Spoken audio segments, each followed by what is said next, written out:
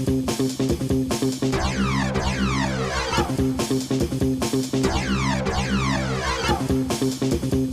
everybody, it's Johnny Two-Face here, back with another reaction video. This time reacting to the Battle of Krefeld 1758, the 7 Years' War by House of History. Now, if you haven't seen my reaction to the other episodes of this series about Frederick the Great and the 7 Years' War, I suggest you check them out before checking this one out. And again, usual disclaimer when I react to anything historical, if I don't show what is considered a proper reaction, is probably obvious that I don't know much about the subject at hand, and if I do know anything, I'll most likely pause the video to give my input or ask any curious questions, which hopefully will be answered in the comments below. So without further ado, I'll get rid of that. The link to the original video will be in the description down below. Please go and subscribe to House of History, another great history channel here on YouTube, which I think is one of the greatest on YouTube. So but that's just my word. So feel free to check them out. So without wasting much more of your time, let's get this up on the screen, and full sizing that would help. Let's see what happens in this, the Battle of Krefeld. And judging by the thumbnail, the French are back. After the Battle of Rosbach, King George II of England renounced the peace treaty signed in September that year. Things rapidly changed for the Western Front of the war. The Electorate of Hanover re-entered the battle. George's son, the Duke of Cumberland, commanded the Hanoverian Army of Observation. Because of his disappointing track record, George sought to replace him.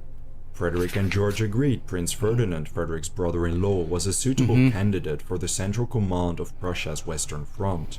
Ferdinand was born to a long-standing reputable family of Dukes of Brunswick-Lüneburg. He became Frederick the Great's brother-in-law when the Prussian king was forced to marry his sister Elizabeth Christine, Duchess of Brunswick-Wolfenbüttel-Bevern. Despite the notoriously unhappy marriage and Frederick's reluctance to see his wife outside of formal events, the relationship between the prince and the king was exceptionally good. During the interbellum, Ferdinand was the main confidant of the king, tasked with campaign planning, operations, and military drilling. The victory at Rosbach was too monumental for King George II not to reflect on the peace he signed with the French. So, shortly after reconsidering, the prince was appointed as commander of the Hanoverian army. This British-funded army was meant to expel the French army, who remained in Hanover. Nobody likes being watched or tracked, just like the Allied army tracked the French army all across the Rhine. However, individual anonymity was much more. Time is running out. Feel free to check out the sponsor if you're interested. Below. Throughout the winter, Ferdinand sought to rebuild the army, which received a battering against the French Imperials during the summer campaign. The news of Rosbach was enough to have several French regiments retreat. From early November to late December, Ferdinand embarked on a counter-offensive to expel some French forces from Hanover. The news of the victory at Leuthen only helped him with that. He spent the winter having officers scour the electorates of Cologne and the Palatinate, levying recruits to augment his forces. He also received cavalry reinforcements from Frederick. Formally, Ferdinand only had to answer to King George II.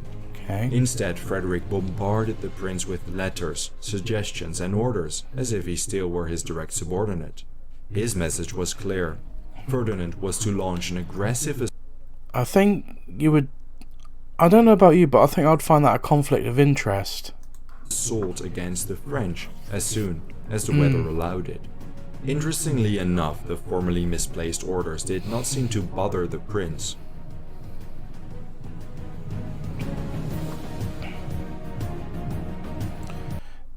It is not a question going to the Rhine, but defending the electorate, Saxony, which will certainly be endangered if you do not rejoin the corps at Silesia. As such, it was not Frederick, but Prince Ferdinand who opened the 1758 campaign. In late February, he launched a lightning campaign against the French army.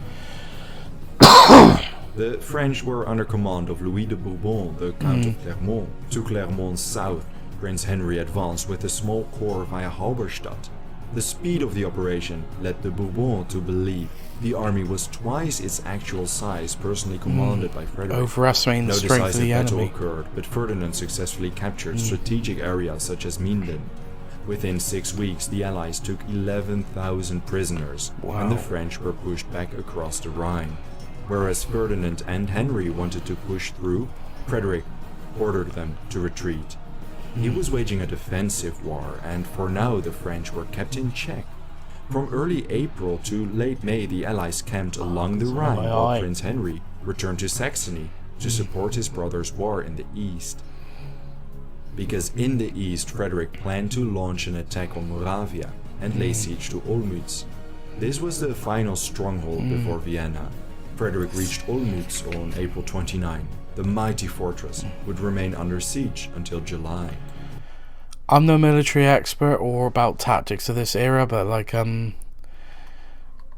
if Frederick suddenly went all the way to Vienna, I think the only danger he would have is that the concentration, if he does, hopefully he doesn't get attacked from the northwest, from Bohemia, that can cut. If they thought about it, it can surround his army and cut him off from escaping back to Silesia. But I don't know if they'll mention that in this video or a future video, so... Ferdinand prepared his army to cross the Rhine and pin the French army against the river during his hiatus. In early June, they were ready. 10 days later, at Rheinberg, they first met the French. Ferdinand attempted to trap them, but the Bourbons managed to escape. Ferdinand decided to launch a pursuit and continue southward. Over a week later, on June 23rd, at Krefeld, both armies met once again. As Ferdinand arrived to Krefeld's north, the French roughly camped in the battle order. Louis de Bourbon commanded some 47,000 soldiers, 34,000 infantry and 13,000 cavalry. Approximately 6,000 infantry were dispatched far to the south to guard Düsseldorf and the Rhine crossing. The infantry was firmly positioned on its right beside a depression beside Wischeln, facing Krefeld. Behind them stood the cavalry, with several battalions of grenadier reserves behind them. Some 800 soldiers occupied Krefeld and 400 defended Anrath to prevent any flanking maneuvers on the French left. Ferdinand was significantly outnumbered.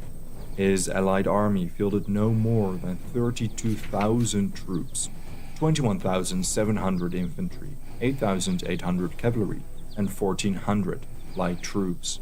His army camped north of the French positions. Both sides were aware of each other. The French held the territory from Holterhöfe to a large meadow. The terrain is described as inhospitable to infantry and cavalry. An abundance of woods, thickets, farmlands, and moats made navigating, scouting, and moving very challenging. Ferdinand considered a frontal attack impossible because of the rugged terrain. Instead, he planned to mount a concentrated attack against the French left. At 4 a.m. on June 23rd, Ferdinand ordered his men on the move. 2 columns moved south. The right marched towards Saint-Denis. The left, commanded by August von Spurgen, marched towards Krefeld. He was to seize the city and establish the artillery in front of it. When Ferdinand reached Saint-Denis at 6 a.m., he found it barely defended. He quickly seized the village and established his headquarters there. The French, holding Krefeld, noticed the approaching army. Bourbon reportedly did not believe his entrenched army would face a frontal assault. He ignored all news about the advance and kept his army stationary. By now, it was 8 a.m. and Ferdinand's army had deployed in front of Saint-Denis. He dispatched 6 battalions to the center. Then he took the remainder of his army on a grueling march through marshes, thickets, shallow rivers, and swamps. His goal was to outflank the French on the left. The 6 battalions in the center took a position in full view of the French to distract them. They assembled their artillery, opening a duel. Meanwhile, to the right, the outnumbered French garrison holding Krefeld left the stronghold to return to the French lines. It is uncertain if Louis de Bourbon issued a direct order or if they retreated on their own accord. At any rate, Sporken deployed his army and artillery in front of the city and joined the duel. Again, not an expert, but that's a good way to try and sort of pin most of this French force in place while Ferdinand attacks their left flank near Anrath. To the west, Allied Hussars expelled 4 battalions holding Anrath.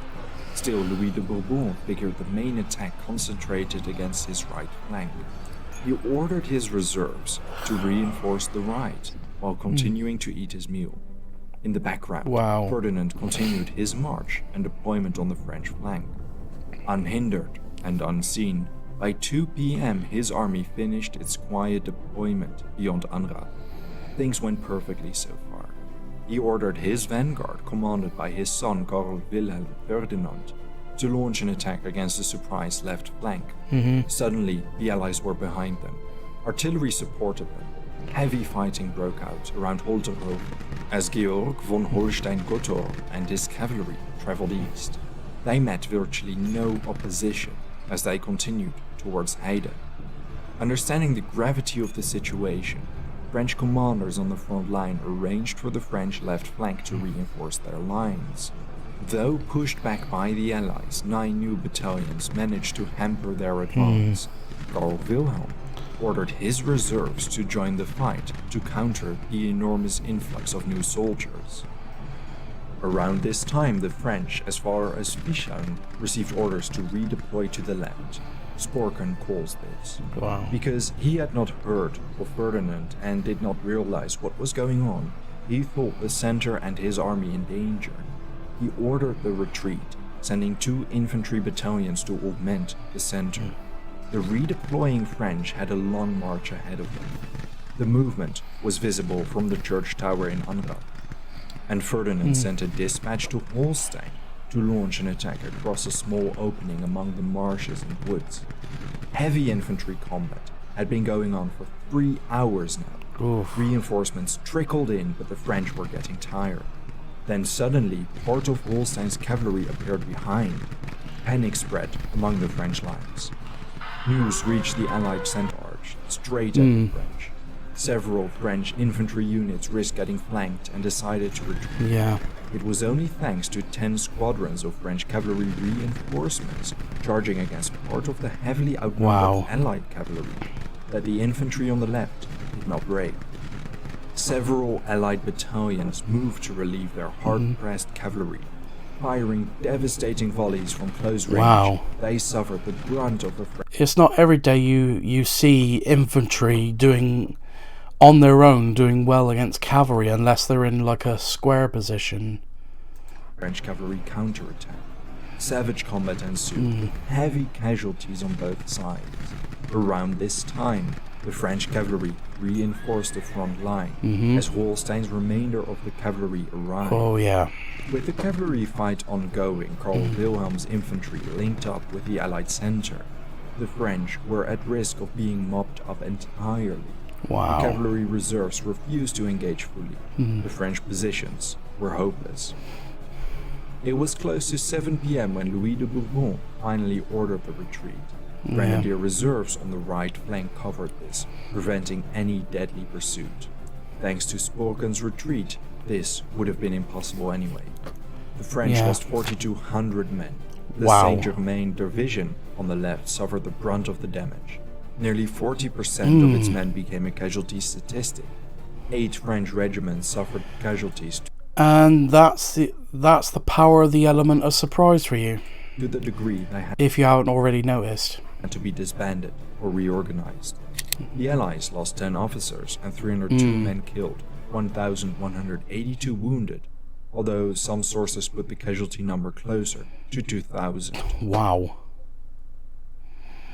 Ferdinand's dominant position in the west proved an excellent advantage for Frederick. For once, he didn't have to worry about his western flank.